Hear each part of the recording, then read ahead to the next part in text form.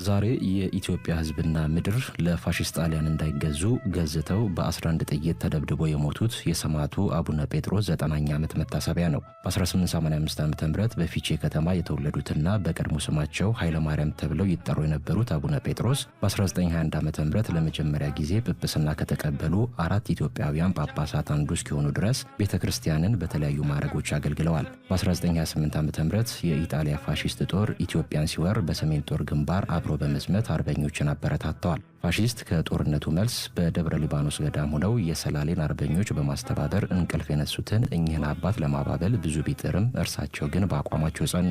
አርበኞች አዲስ አበባን ነፃ ለማውጣት በሁለት አቅጣጫዎች ያደረጉትን ከባድ ጦርነት ተከትሎ የተያዙት አቡነ ጴጥሮስ በፋሺስት ጣሊያን የሞት ፍርድ ተፈርዶባቸው አሁን ፒያሳ አካባቢ ከሚገኘው ሐውልታቸው ጥቂት ፈንጠር ብሎ ወደሚገኝ ስፍራ ተወሰዱ። ረጅምና ብሩህ ገጽታ ያላቸው ጳጳሱ የሞት ፍርዳቸውን ካዳመጡ በኋላ ሰዓታቸውን አውጥተው ተመልክተው ለሕዝቡ እንዲህ አሉ።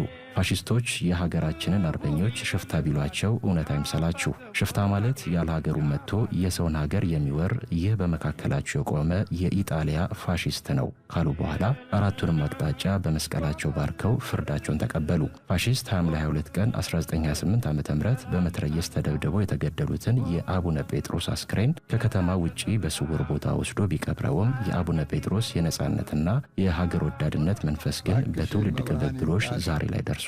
ባክሽ ምስለ ፍቁር ወልዳ ጽናት ስጭኝ እንድካፈል የእናቴን የኢትዮጵያን ፍዳ